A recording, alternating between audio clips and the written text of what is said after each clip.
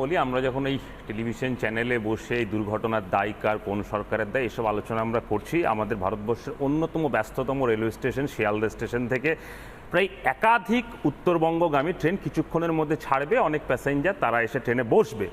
তারা অনেকেই হয়তো জানে না যে এই যাত্রা তাদের শেষ যাত্রা কিনা। এটা হচ্ছে গত কয়েকদিন ধরে আমাদের রাজ্যে, আমাদের দেশের রেলের দুর্ঘটনার যে চিত্র, সেটা যে চিত্র।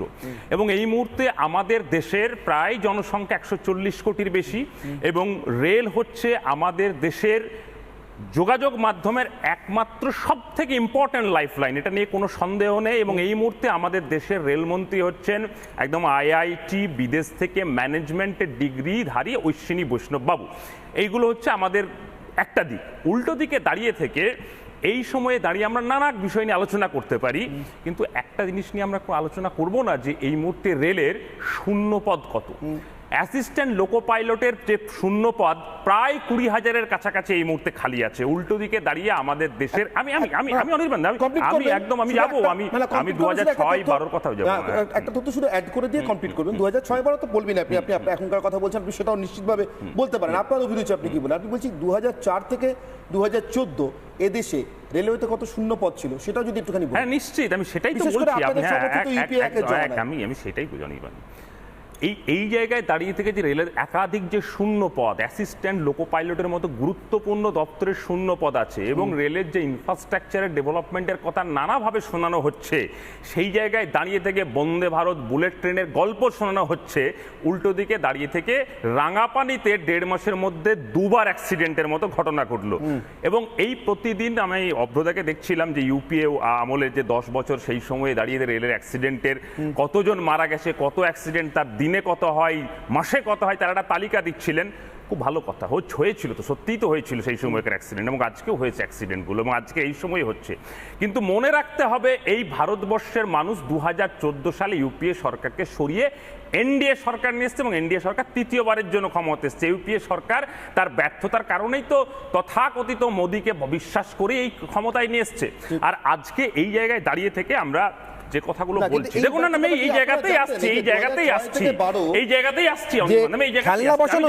আমি এই জায়গাতেই যাচ্ছি অনির্বাণদা। দেখো, এই সময়ে দাঁড়িয়ে এই যে অব্রত একটা কথা বলছিল যে সেফটির জন্য প্রায় 9 লক্ষ কোটি টাকা খরচ হয়েছে, তার সেফটির নিদর্শন আমরা দেখছি। আমরা বড় ঢক্কা নিনাদ করে দেখেছি করোনার সময় প্রায় 1000 কোটি টাকা খরচ করে নতুন পার্লামেন্ট হাউস, বর্ষার পরে সেই পার্লামেন্ট হাউসের জল ধরার জন্য বালতি হচ্ছে 100 টাকার বালতি থেকে বাঁচাচ্ছে 1000 টাকার পার্লামেন্ট।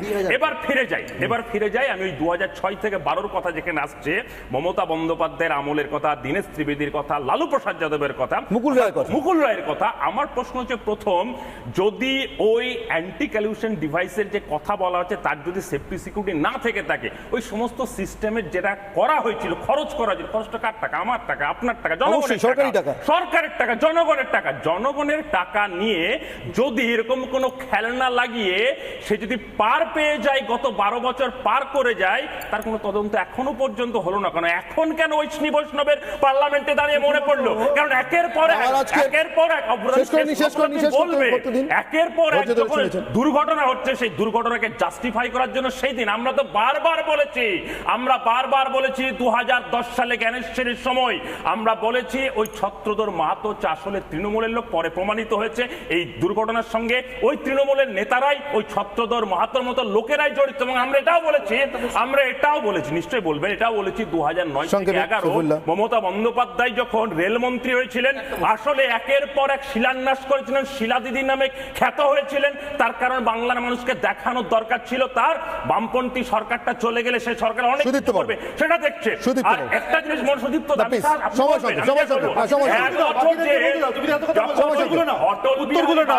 প্রধানমন্ত্রী ছিল, তখনও কিন্তু মমতা বন্দ্যোপাধ্যায় রেলমন্ত্রী, সে দায়িত্বটাও নিতে হবে। আমি একটা প্রশ্ন, 2006 থেকে 9 যেটুকু আমার মনে পড়ছে, রেল স্ট্যান্ডিং কমিটির চেয়ারম্যান বাসুদেব আচার্য আটকাননি কেন? উনি বাসুদেব আচার্য পার্লামেন্টের স্ট্যান্ডিং কমিটিতে বসে যে আলোচনাগুলো করেছেন,